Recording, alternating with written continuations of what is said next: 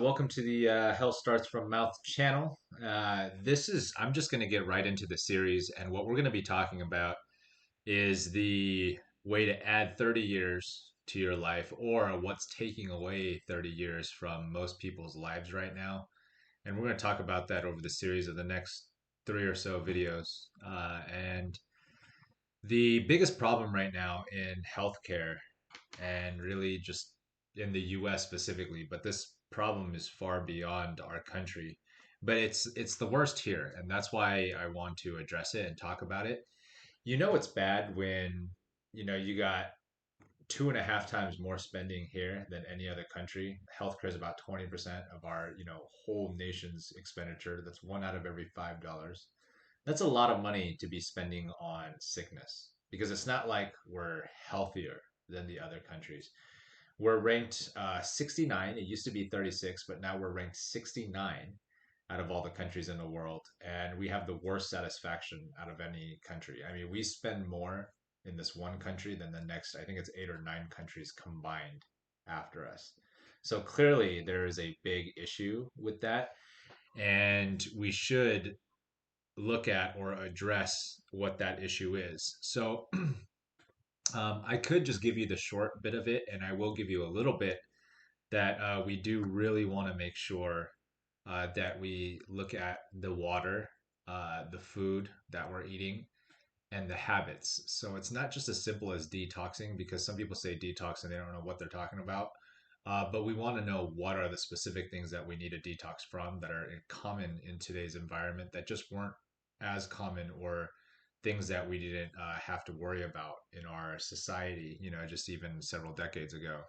So we want to look at those things. And then food allergies, I mentioned the food. There's some food allergies that people think are medical symptoms or diseases, but we're finding out, once you remove the food allergy, and even first identify what it is, and then once you remove it, we're seeing amazing results. And then the reason why we're going to talk about water, most people do not, but it all comes back down to water, right? So most of our body is made of water, like 75%. I know most people have heard that before. 80% of our brain, and 99% of all of the bodily functions or processes in our body require water. So that's how important it is.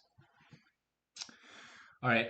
As far as the solutions right now, we live in a world, and this is from my perspective and my experience. Maybe it's a little bit different for other people, but I grew up in a Korean household, and my mom always emphasized health. It was a very important part, healthy eating, and so I'm very fortunate. But regardless, the I guess the notion of doing the best that you can to stay healthy was ingrained into, but it's not ingrained, or it's not taught to everybody in the US. A lot of people are taught that if you just eat foods that are labeled healthy, or if they're fat free or sugar free or cholesterol free, that they're healthier, and that if they're approved by a nutritionist, that we can eat as much as we want and we'll be okay.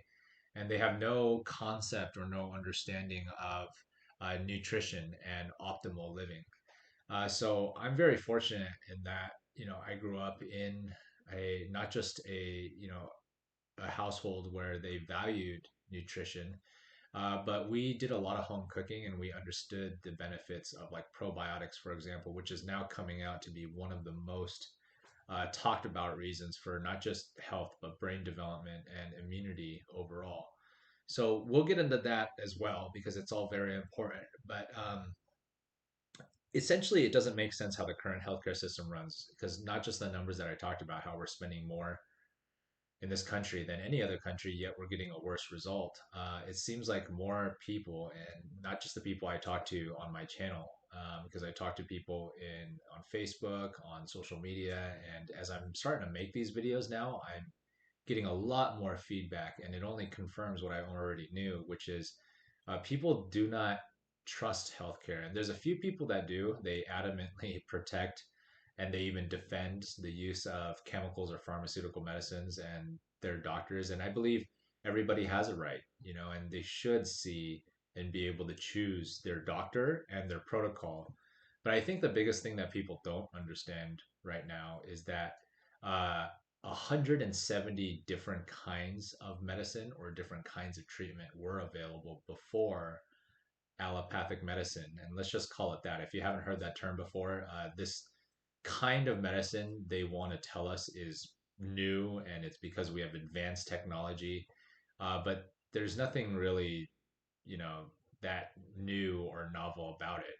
There's always been some kind of medicine or technology where they try to give you something that is profitable, especially from a business standpoint.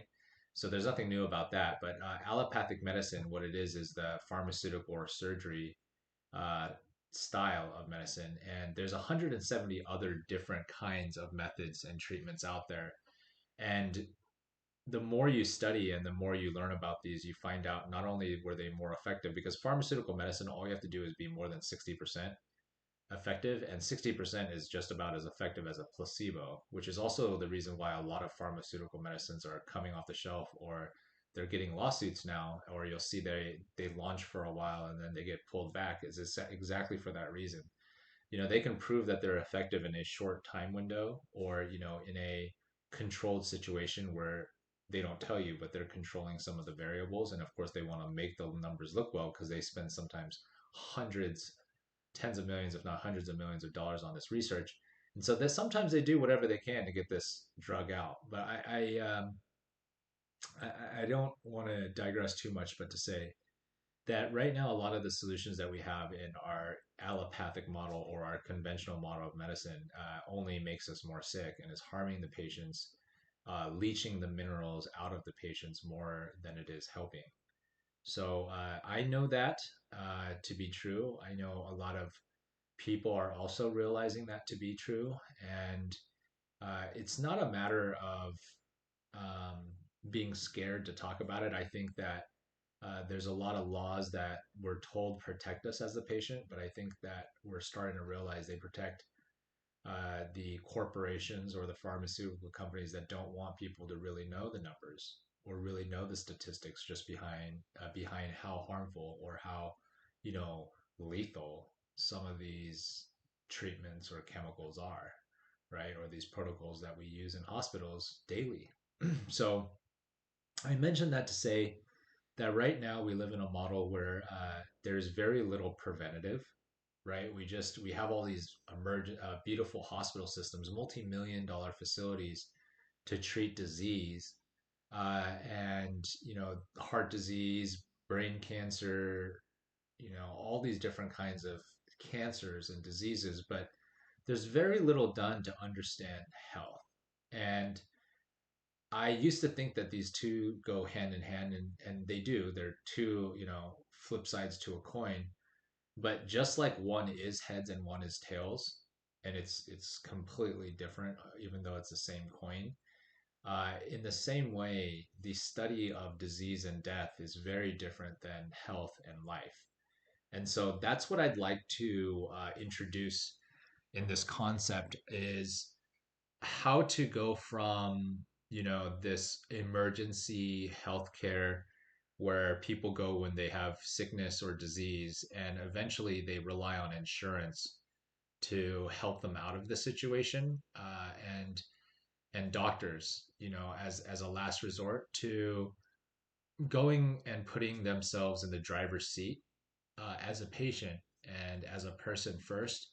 And this way, this will put the power not just back into the person's seat, like, because it is their health and it is their choice, but the idea is to give the people the education and the tools that they need to make the best decisions they need for their health.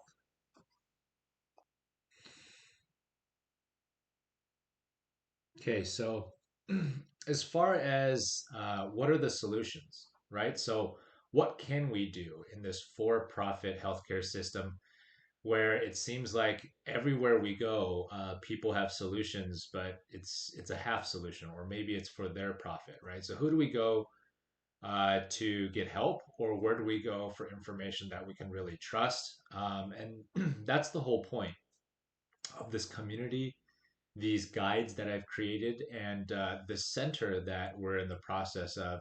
We actually were already getting a building, but it's not the point of this video.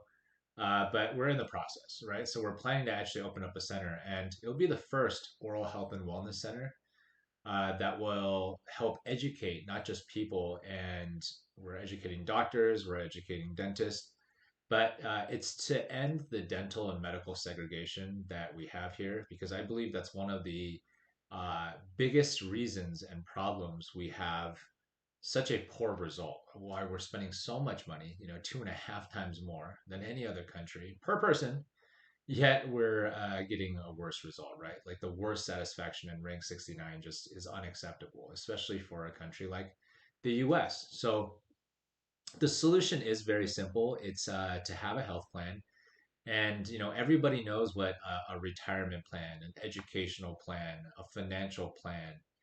We have all of these different plans, but we're never taught to have a health plan, and that's the most important thing that we need to have, is a way for us to plan against or plan for ourselves to protect ourselves as a person, so we don't have to become a patient. Because the second you become a patient, it makes those corporations, insurance companies, hospitals, and basically any pharmaceutical company or any company that profits off of that, and they'll continue to do it because they have not only the products that they have out now, but they have a whole, you know, let's call it phase two, three, and four of these products that they're already planning on launching.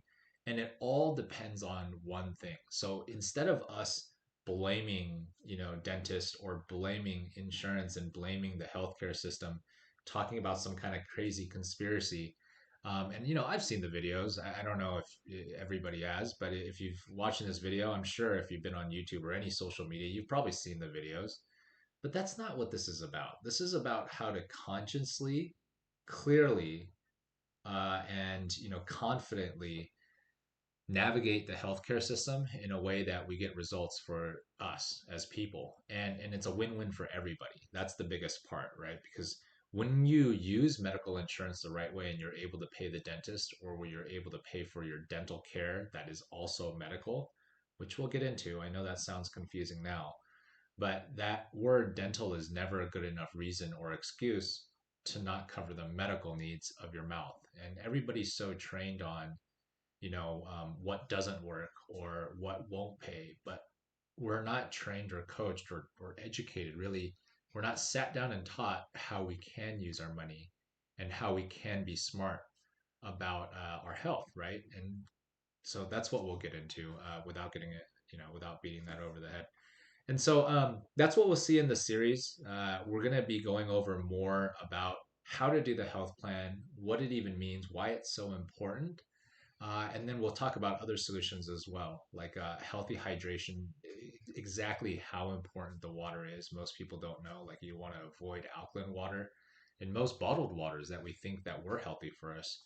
And a health plan, the most important thing is, we talk about the water, we talk about the healthy foods, but when it comes to navigating the healthcare system, I can't give medical advice or dental advice on this. I worked at a dental office for quite some time, but we just can't give that out. Even as doctors, we live in a very weird system. But here's what I would say to my younger self, and this is what I've learned, and maybe what I've learned, it can help you in a little bit, because I've learned that 70% of all heart disease and all breast cancer, it does start from the mouth. And it sounds like a shocking thing at first, because everything that we do and we're taught, all these systems or all these governmental programs, the American Heart Association, American Medical Association, the American Dental Association, everything that they do is for selfish interest. They don't work together. They don't collaborate for the best interest of the patient. Because if they did, we would, at 90% of the time, we would send people to a triage nurse, but not one that's trained in a hospital. We would send them to one that's trained in a dental office first. And the reason why is because 70% of the time, at least, the heart disease or breast cancer starts from something in the mouth, and 90% of the time we're finding out that it's any other disease, whether it's a memory issue, skin issue, any kind of issue, whatever kind of cancer it is. But it makes sense. This whole like 70% of the diseases start there, but then 30% of the diseases may go to the brain, or I think it was like 15 to 20. I forget the number and breakdown, but it really, when you take a step back and you just think, if you were to drop, not that you would actually do this, but let's just say, for example, you were to drop some poison or a marker, let's just say some highlighter, into a person's body, and where are you going to drop it? You're usually going to drop it into somebody's mouth, right? Because there's no other, unless if you're going to inject it into them somehow. So whether it gets absorbed to their skin, which is possible, there are things that get absorbed to the skin, but which also is a thing. But most likely, it's something that you drink, something that you eat, something that maybe when you kiss, or when you communicate, even when you have your mouth open, or if you're driving a motorcycle, or we don't think about these things, right? But that's how we're going to get these contaminants. And when we get these contaminants, if we don't do anything about it and they are left to spread, and we don't catch those toxins at the root cause, then it will cause, or it will land in the heart or chest cavity 70% of the time. And that's probably where that number comes from. I'm just saying, like, we know scientists have already figured this out. They figured it out from X-rays. We have all the proof. But I'm just saying, I had to think about this for myself because it was a shock when I first heard this, right? But that's what I'm trying to say is, just look at the evidence, or take off the science hat for a second and just look at the common sense. That's the word I was looking for. Just as common sense tells you that it's true. So anyway, in the next videos, that's what we're going to cover, is how to do a health plan, why it's important, what it exactly is. And it is a work in progress. I'm working with some dentists and some doctors. So if you know some good people, or you know some people that should be included into it, absolutely. But what I'm looking to create is a guide that anybody can take around with them. And with just a 3-minute video, you'll be introduced to the concept, but usually about 30 minutes of work you can plan. It'll be customized to your own situation and who you are as a person, because everybody's different. The food allergies that you have will be different than somebody else, even inside the same family, right? So we're going to set up a health plan so that way you can avoid getting sick in the first place, or getting any kind of chronic pain, or issues. And then once you have that plan set up, and then once you also go through a course, you can go through it before. I recommend that you at least do the intro courses, because that way you understand what do you do if you ever need to, navigate the healthcare system. Which, as I was saying, if I was going to tell myself, it'd be something along the lines of, 70% of the time, or 90%, now that we know that you're going to skip a doctor, or a hospital, we would want to go to a triage nurse, but one that works in a dental office.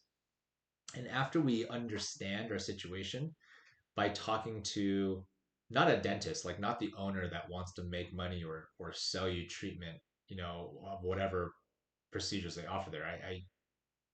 I'm going to just say it very directly. But what we want to do is, talk to that hygienist, or talk to an office manager. Maybe you just got the x-rays done and you want to talk to like that nurse that you can trust, and they're going to tell you honestly, like, hey, is this the right thing to do if it was me, like if it was your grandma, or is there another treatment, is there another procedure, or another place even that I can go to and get better care?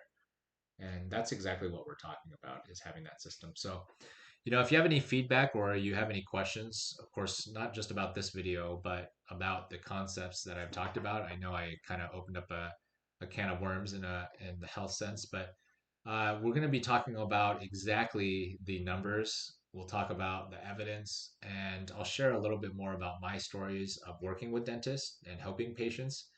But the last thing that you really need to know and take away is dental is medical at least 90% of the time, but we're finding out it's more often than not. And it's never a good reason. That word dental is never a good reason to let go of, or dismiss the medical needs of the mouth. So go ahead and like, save, or share this with anybody that you feel like needs to see this information.